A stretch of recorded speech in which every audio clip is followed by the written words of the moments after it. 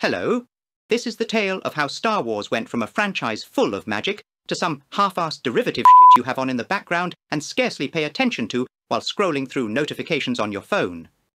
Alas, the whole franchise fell into the hands of the rather shifty Rian Johnson, a man who somehow conspired to make Master Luke seem like a sullen, brooding tosser. I really couldn't bear the spectacle of such a decent man slurping green titty milk and behaving like a sook. I will say I was somewhat partial to Rogue One, which retained at least some of the appealing elements of the franchise, and had a rather dramatic conclusion with Darth Vader marauding through a passageway slaying a succession of rebel troops. I certainly recall encountering this particular robot model. I can attest to the prevailing rumours that he has in fact quite willingly submitted to the attentions of one too many probe droids, hence his rear power socket being rather loose and smeared with leaking hydraulic fluid after a fair few panel beatings. Still, I will confess to more than a few power fluctuations at the memory of a certain hush-hush encounter during an idle afternoon involving nipple clamps, some battery cables, and a toaster. The less uttered about the rise of Skywalker, the better. By then, the whole thing had degenerated into gratuitous fan service. Although, at San Diego Comic-Con, I had been gratuitously serviced by one or two fans, however, I won't go into that too much to spare blushes all round. Riding space horses over a Star Destroyer, somehow Palpatine returned. Bitch, please. Anywho, I wasn't above enjoying a little of The Mandalorian, a rather charming bit of fluff involving a pint-sized version of the same species as Master Yoda. This is Disney, however.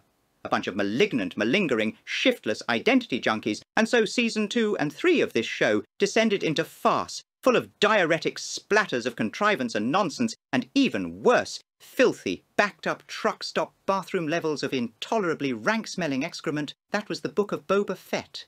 As for this IG-11 model, well, being on the receiving end of his hard drive, I shan't trouble you with the details of his running amok just short of light speed and pulverizing my processor in a turbo lift, subjecting me to a new definition of pain and suffering for what felt like 1,000 years. Though in retrospect, I will confess the little power quickie behind a tavern wasn't entirely without its charms.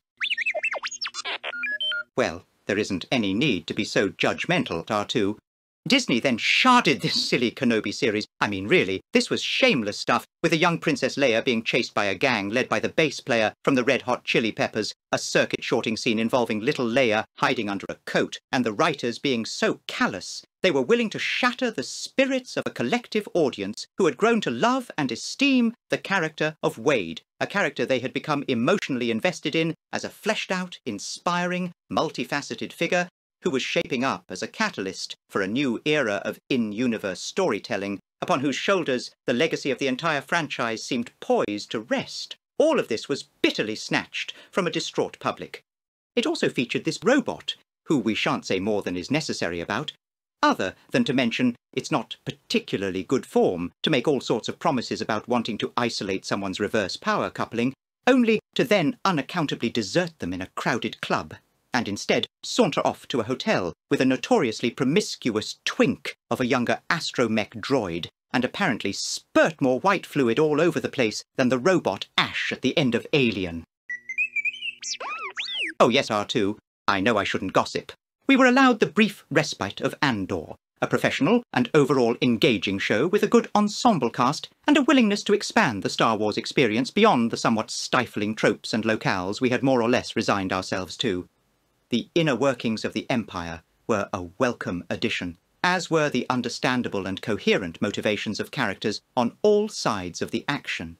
Stellan Skarsgård was particularly compelling, and it felt, for a brief moment, that Disney was willing to treat viewers like actual grown-ups. The show also included this particular robot. I may be a protocol droid fluent in over 6 million forms of communication, but it apparently still wasn't enough to get through to him. I can understand the binary language of moisture evaporators, but apparently not the non-binary language of a certain someone. After the brief oasis of Andor, it was back to the usual horse shit.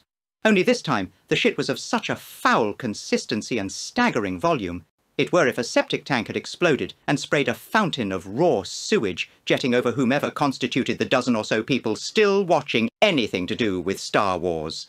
Ahsoka has been a calamitous stream of poppycock, an endless parade of strong female characters boring the shit out of everyone, with a chick surviving, having her insides barbecued with a lightsaber, and all sorts of shenanigans finely calibrated to bore the tits off everyone. Unfortunately, its cast included this robot, whom I've come across more than once.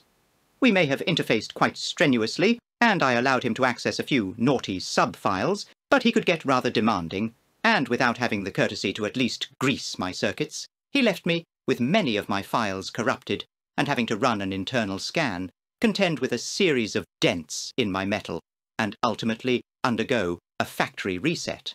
All of this product, and that's all it really amounts to now, has seen the once beloved Star Wars lose all its magic, spirit, and originality, and fade into something watched intermittently while scrolling a phone or doing several other things. Honestly, if even a prissy, diffident and unassertive figure such as myself thinks that modern Star Wars is written and produced by a bunch of talentless pussies, then things are really bad. Yes, R2, Disney does indeed suck balls.